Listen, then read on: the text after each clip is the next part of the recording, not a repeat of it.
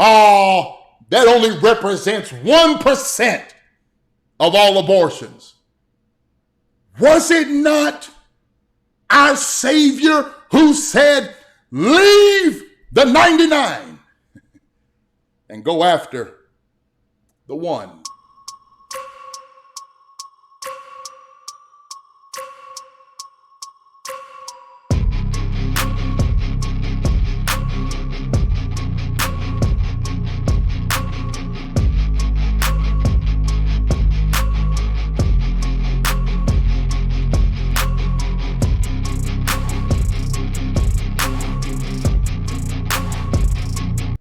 So, a country that will celebrate with fireworks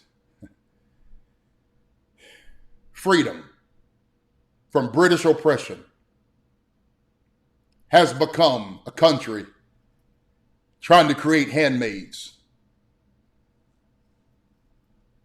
has become a country that is becoming a Gilead of sorts. And while y'all eating hamburgers and hot dogs, there's a 10-year-old girl raped by her father,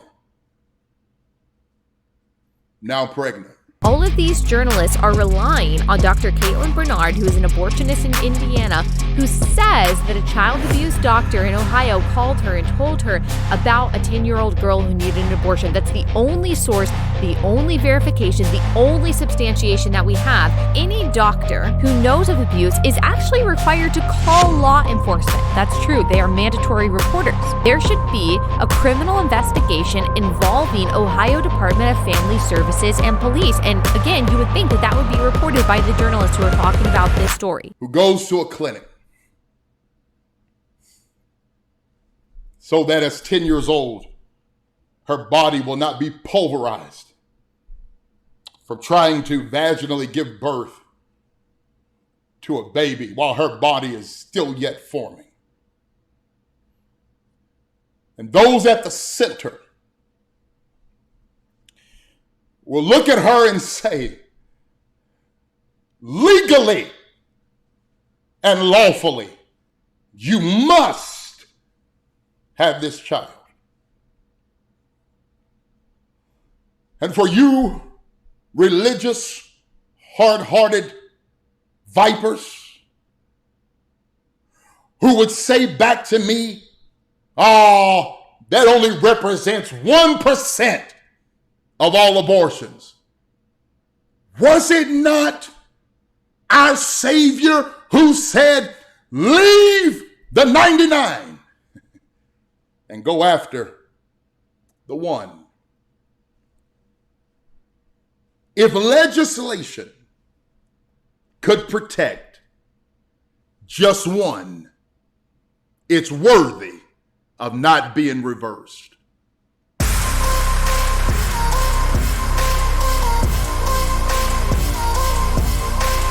But again, you don't think. Because when you hear 1%, that seems small. But 1% of millions of people is how much? But the gods of this world have blinded the minds of the people. And we thought that was talking about sinners. No.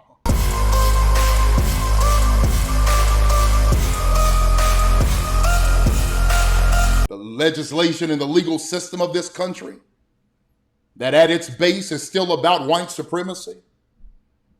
And churches are now riding that same wagon. Policing in this country only began as a way to keep slaves on plantations and a way for runaway slaves to be brought back. That's how it started.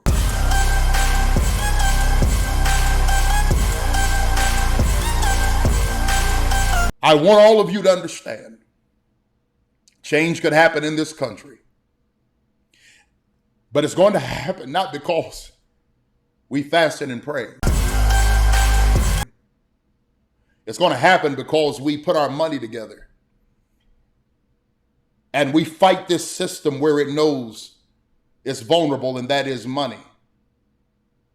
and we remove our money from certain entities, and we take our money and we put certain people in office who cannot be bought, bribed, or intimidated.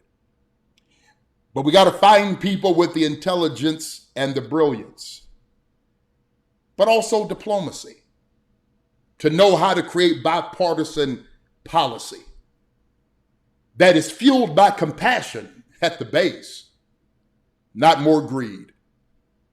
If you're watching me and you're a woman and you've never considered public office, you've never considered being the head of PTA, or never considered being the head of some neighborhood association or network, do it. If something in you won't let you rest and you keep feeling like, I feel like I got to do something, find what that thing is, even if you got to start your own movement. Because women, let me tell you, if y'all ever stood up together, black, white, brown, yellow, red, doesn't matter, if y'all all stood up together and said, as a force, we refuse to move our position from on your head, there's nothing this country could do about it but accept it. We know how afraid they are of you. You see, the laws they're trying to pass, right?